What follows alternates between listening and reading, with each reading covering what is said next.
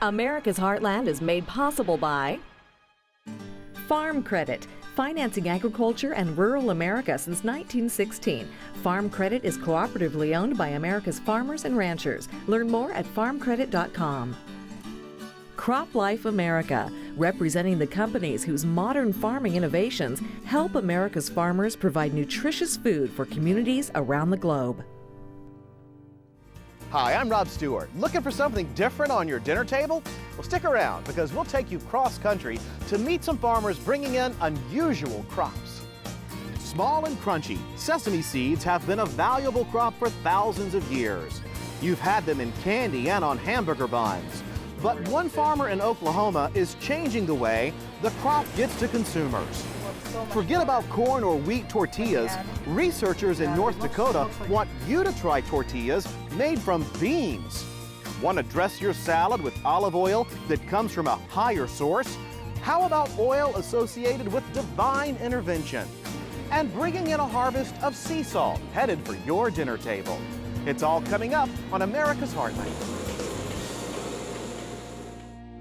You can see it in the eyes of every woman and man in America's heartland, living close to the land. There's a love for the country and a pride in the brand. In America's heartland, living close to the land.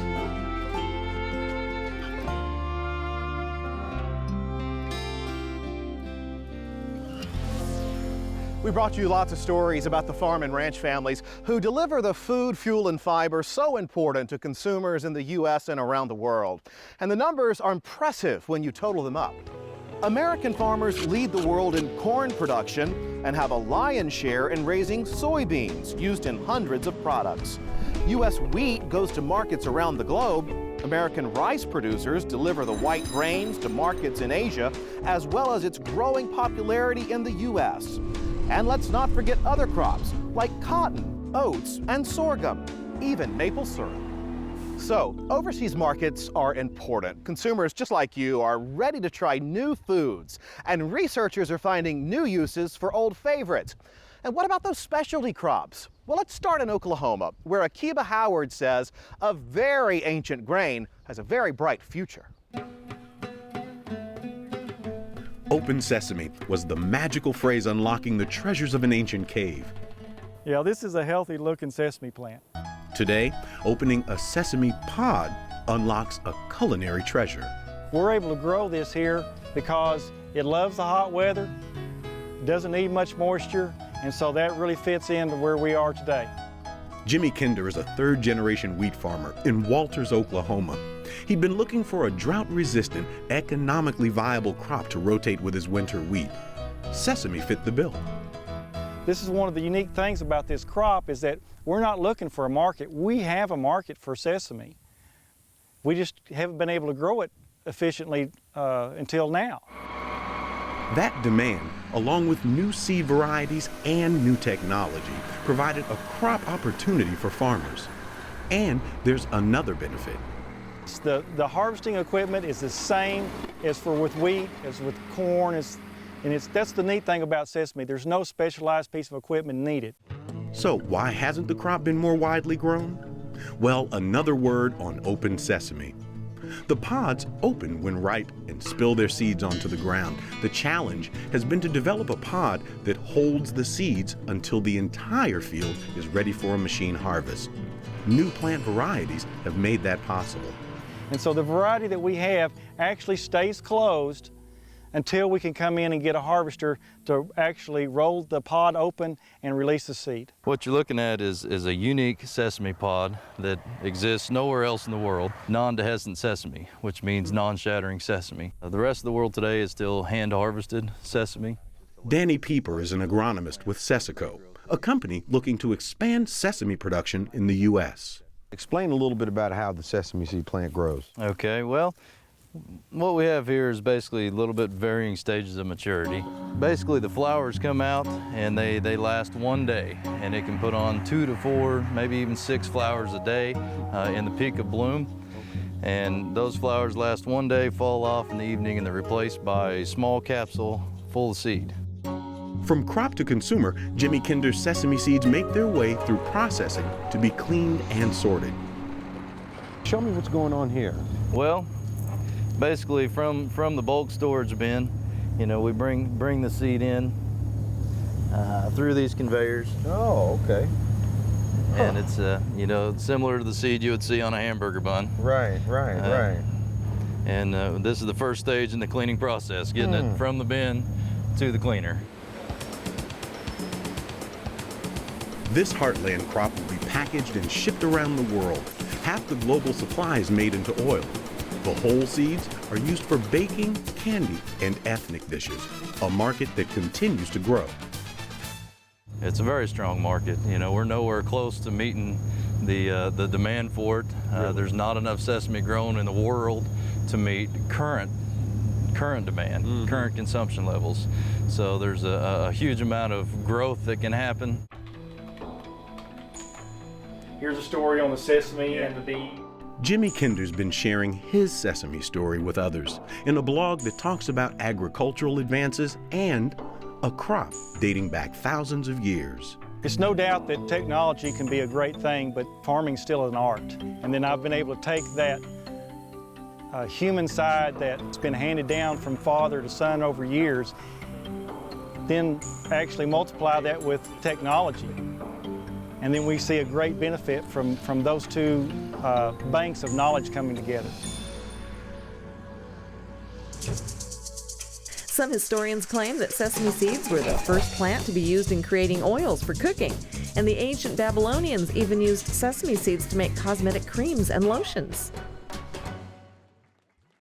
There's no doubt that new food products impact what we eat and what we demand from producers. Farmers and ranchers respond to those consumer demands and adjust their production accordingly. Think about it. Things like rice cakes, microwave popcorn, barbecued chicken pizza, even Diet Colas were once new products on the supermarket shelf. So what's on the horizon?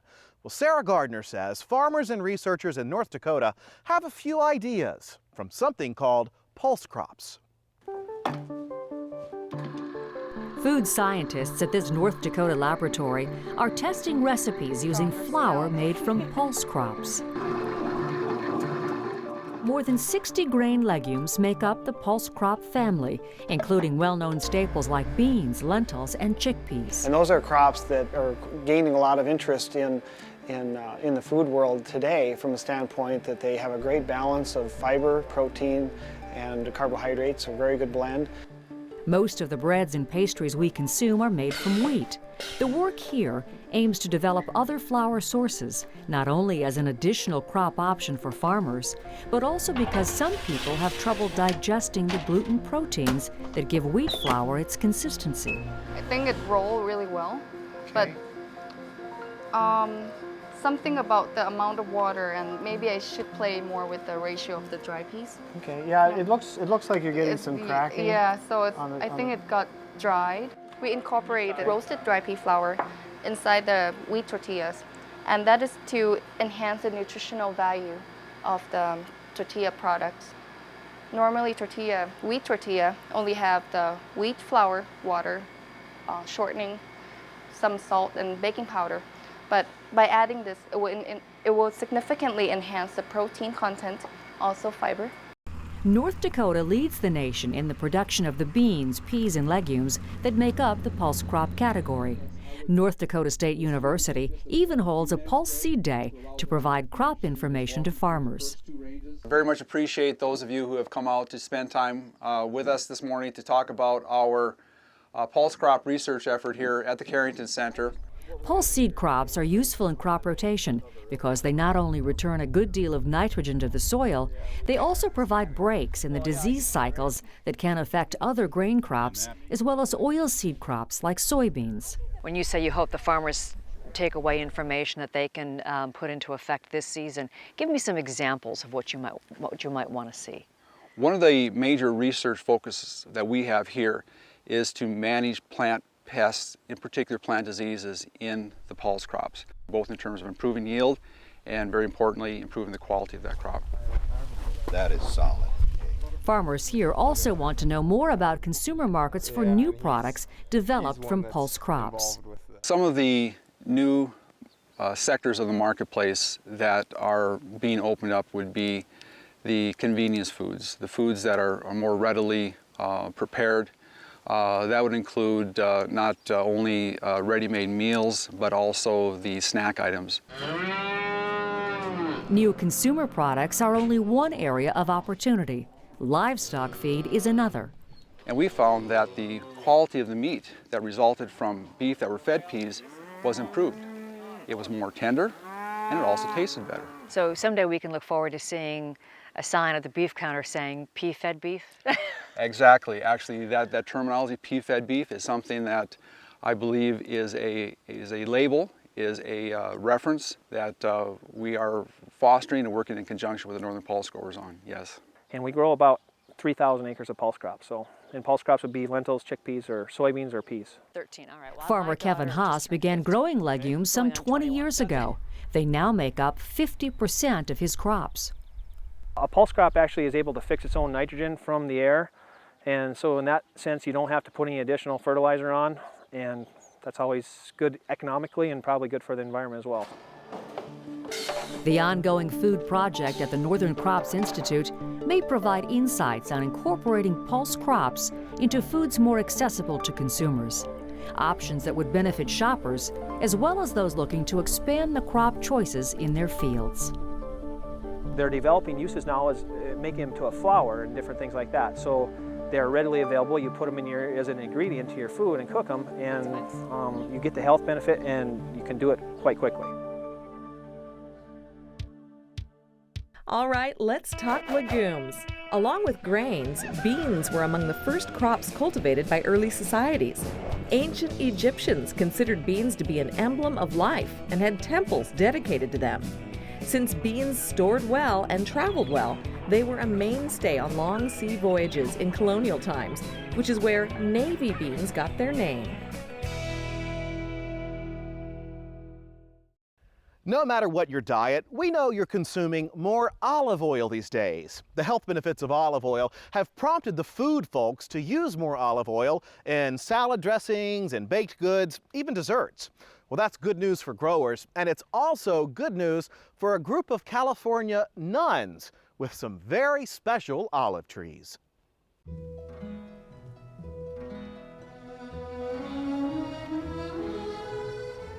Look way up there. Yeah.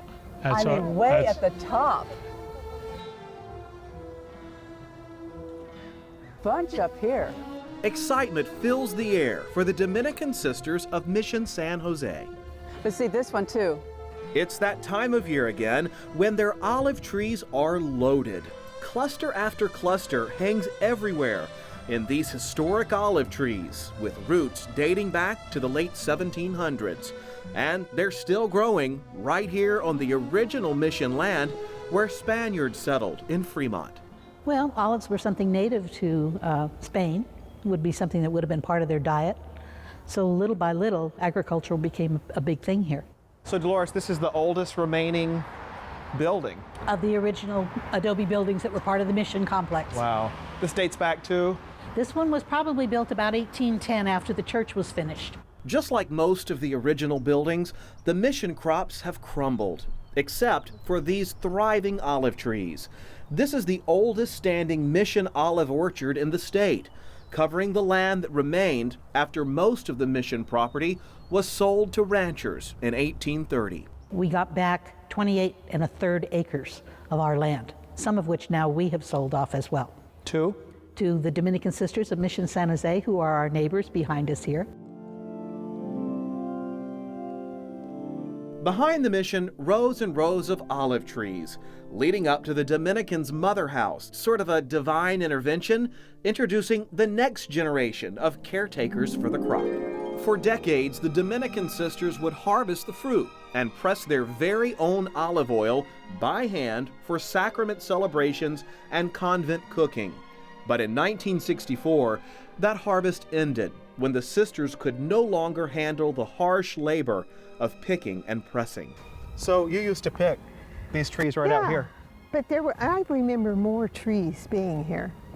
And more, not so high, because I think they have grown. They were lower. They were lower, so I could hide.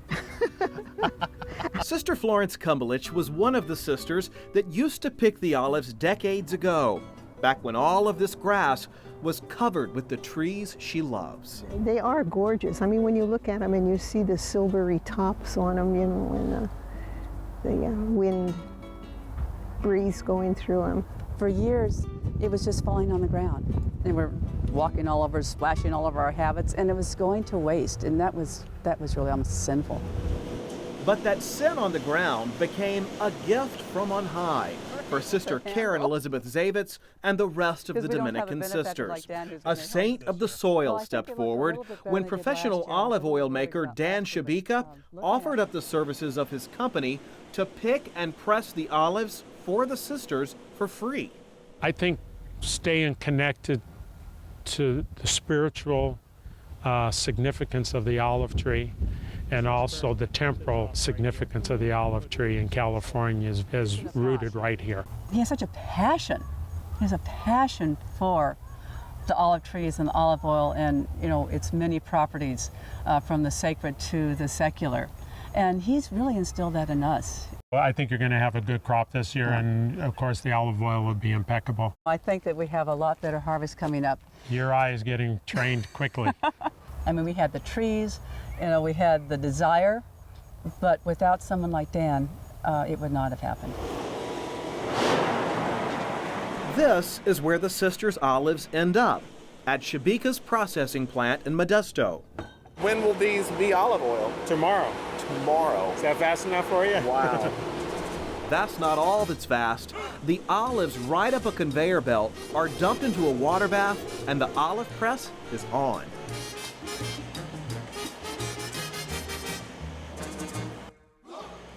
The water and oil are divided, and in a matter of minutes, the sisters have liquid gold. More than 1,000 bottles of olive oil that the sisters sell to raise money for the convent. When we press those olives from Mission San Jose, I mean, the feeling here is just unbelievable. And every once in a while we get a little miracle thrown in. But the sisters will tell you the real miracle is Dan Shabika, a man on a mission with a passion for preserving history. That means by the weekend after Thanksgiving, we can really start harvesting. Sure Back can. at the mother house, the sisters keep their end of the bargain. That'll be You'll great. make good olive oil. Absolutely. Tending the trees and praying for a good crop. Each of the sisters even has their very own adopted olive tree. It's doing really well, so I must have been doing something right. So like we like to say, well, it's from blossom to bottle. And that's what this is, because there's nobody in between except God. And some very dedicated women, praying this growing history will live on, celebrating their prized olive oil. And this is? That is a voila. Product. That's it. That is the pressed olive oil. Bottled, labeled, sealed, ready to go out the door. To not have olive trees in heaven would be a shame. Let's give you some olive knowledge. All olives start out green and then turn black or dark purple as they ripen.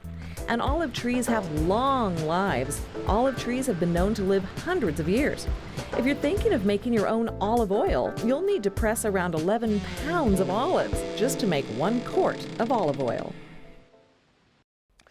Let's switch from crops to condiments for a moment. In addition to gluten-free and no trans fats, I'm sure that you're seeing lots of products touting sea salt these days. And as you might expect, getting that crop from the field to the table is a bit different from any harvest you've ever seen. At first glance, it may look like snow-covered fields in a Midwestern winter. But this is late summer in Northern California, and these wide expanses of white are salt flats on the southern tip of the San Francisco Bay. We trace the commercial operations back to about the 1850s, where there were salt works kind of all around the South Bay in particular, but even as far north as Napa. And through a number of acquisitions and the lake over several years now. Cargill is the remaining salt manufacturer here. The salt here comes from the waters of the Pacific Ocean. Flowing south through the bay, the salty water is captured in huge ponds just north of San Jose.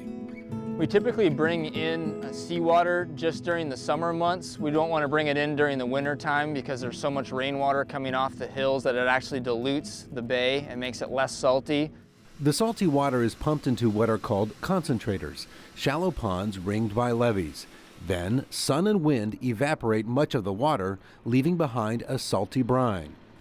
As the increasingly salty water is mixed with brine from other concentrators, a pinkish hue becomes evident in the liquid. And as it gets closer to salt precipitation, it takes on a very pink or reddish color. And that's because of a halophilic organism that lives in the brine, where nothing else can live at that high saline level. This can, and it happens to be pink. And when we drain it off and we wash it, then it turns back to white. Pumped from pond to pond, the sea salt or solar salt brine will sit under sun and the wind for 3 to 5 years before it reaches the correct level of salinity. So it starts at 3% and it gets greater and greater until it gets into the crystallizers, which is where we're standing right now. And at this point in the process, the brine is about 25% sodium chloride. At the end of the evaporative process, you're left with a thick layer of sea salt in large ponds known as crystallizers. It looks like snow on a frozen lake. A crop ready to be harvested.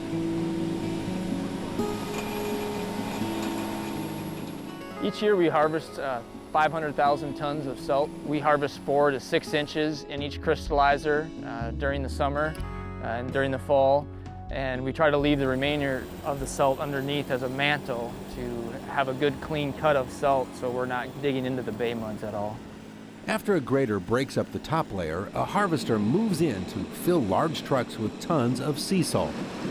We do think of it as a crop. In fact, we talk about taking just the new crop from the crystallizer, which is about the top 4 or 5 inches. And we refer to it as this year's crop. Cargill will run the sea salt through the first of several washes before stacking the harvest in huge piles some 80 feet high. All of this salt will ultimately be processed into various grades. Most will be used in different food products like granules for canning, a salt powder for butter, or crystals for ice cream. As we look at the data, we find there have been about 6,000 new product introductions in the last 6 years that call out with sea salt or containing sea salt on the label or package in some way. And there are other uses as well. There are thousands and thousands, interestingly, of uses for salt, from setting dyes in textiles. It's used in the petroleum industry and many other uses, swimming pools, that kind of thing. But much of the salt from this facility does go to food use. Consumer preference has prompted the growing number of products using sea salt. Some prefer the texture, some the taste. A number of people do say that sea salt tastes different from other salt, even among different sea salts. You know, it's typically coarser, so people enjoy just the feel of it when they're cooking. Tastes different on the tongue, so it's not just the sense of taste that comes into play. These salt flats are also important wildlife and wetland areas. The company has worked with a number of groups on recreational and environmental projects. We found an opportunity to work with a number of agencies and return nearly 40,000 acres of marsh and wetland to public use and parks. There are all types of wildlife, so it's really neat to see as we go out there, from birds to harbor seals that congregate around some of the intake areas. And so again, you know, trying to return some of that if we're not using it, and I think was really the right thing to do, and such a beautiful area here to take advantage of. There's no denying that this is a very different kind of harvest from others in the Heartland, but getting this crop to market demands the same kind of focus. It's a very unique place to work, and everyone takes pride in what they do here in the solar plant especially. And it's just a great group to work with, and it's a fun time of the year during harvest when everyone prepares, and we've got a lot of people here and all the equipment is ready, and and we usually perform really well, so we're proud of that. That's going to do it for us. Thanks for traveling the country with us as we introduce you to such interesting people and places in America's heartland.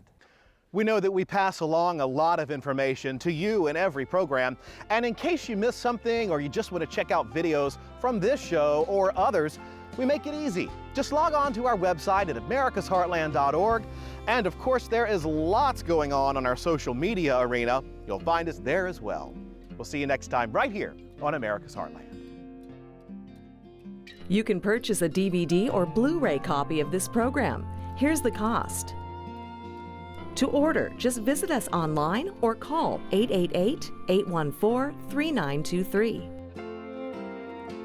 You can see it in the eyes of every woman and man in America's heartland, living close to the land. There's a love for the country and a pride in the brand in America's heartland, living close to the land. America's Heartland is made possible by Farm Credit, financing agriculture and rural America since 1916. Farm Credit is cooperatively owned by America's farmers and ranchers. Learn more at farmcredit.com. Crop Life America, representing the companies whose modern farming innovations help America's farmers provide nutritious food for communities around the globe.